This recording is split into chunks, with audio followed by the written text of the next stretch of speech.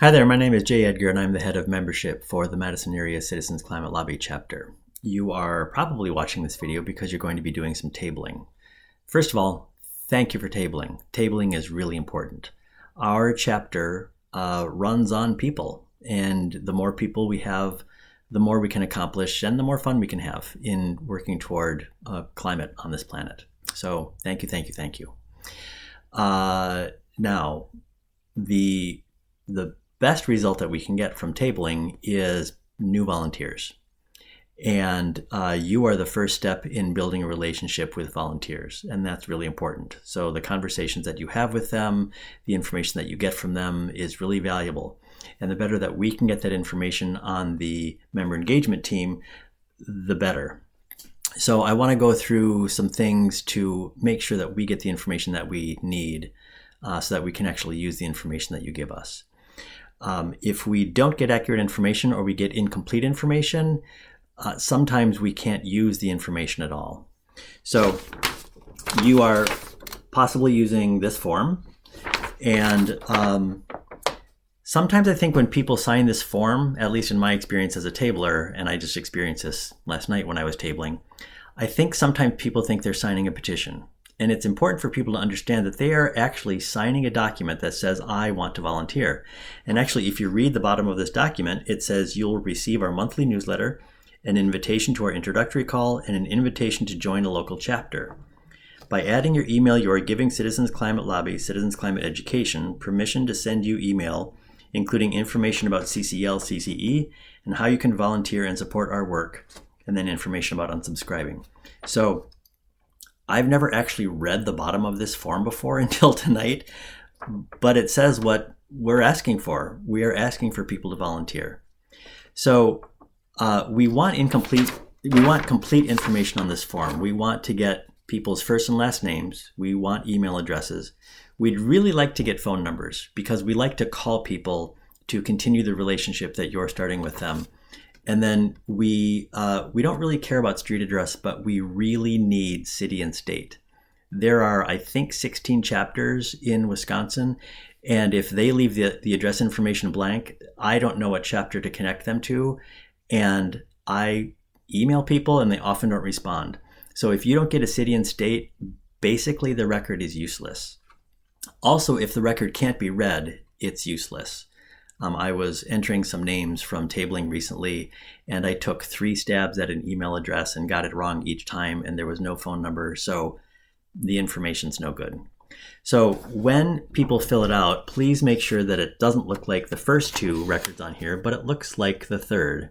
My handwriting is a little messy, but it's still readable. You can see that the person's name is Just in Time. Get it? And Justin's email address is easily read. This is a fake email address, YouTube, so there's no reason to block the information. The fake phone number is readable, and it says Madison, Wisconsin. So Madison, Wisconsin is plenty of information. I know that they belong to our chapter. If they say Stevens Point, I know what chapter. If they say Green Bay, etc. Or another state is too. We enter it for other chapters. So we want it to look like the third.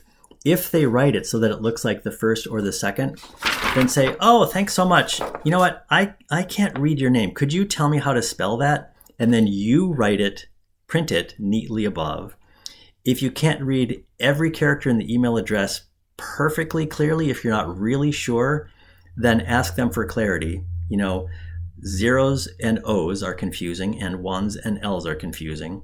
So just make sure that you can read it and maybe even read it back to them character by character if you're not sure. I mean, if it's their name, then it's fairly clear if their name is clearly spelled. So again, we really need name. We have to have email address. Without email address, we can't do anything. We need the city and state at least, or it's going to take a lot of time. And we really would like the phone number. And if you are saying to someone, oh, you know, we really need to know your city. Well, why do you need to know that? Or if they don't want to give you the address or they don't want to give you a piece of information, you can just say, you know, we're starting a relationship. This is about volunteering in our organization. And if they come back and say, oh, I don't want to volunteer, that's fine. Just cross out the line after they walk away and we won't spend any time on it. So So the goal is not to just get names on this sheet. It is to build a relationship with people who are going to volunteer with our organization. So if they self-select away, that's fine. There's no need to be disappointed in that. We will find the people who are interested in us. So I hope this helps. Please just get in the habit of every time after someone fills out this sheet, you look at it and make sure everything's readable. And if you have any questions, ask them and then you print it above. Now, another thing that really helps us is if you make note of whatever it is that you're talking about that we can then later refer to. So what I tend to do is I take this sheet and I fold it over so that you can still see the name and then see the back. And then I write notes next to the person's name, and you'll see that I've even clarified with lines to make sure that there isn't line confusion. And in this case, Justin is very interested, and he is a UW student. So if I know that someone's a UW student, or if they're a high school student, or if they're interested in building electrification and efficiency, or whatever they are interested in, or they're an economist or an ecologist, or anything you learn about them, write it here. And then I can refer to that.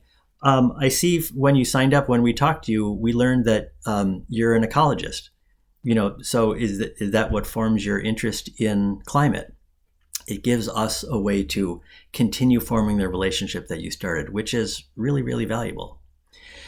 So if you help us with this information, it makes our lives a lot easier, and we can help people become volunteers of our organization that much more quickly and build their relationships. Once again, thank you for doing the tabling. It's a really valuable thing to do. And if you have any questions, please let me know. Thanks so much.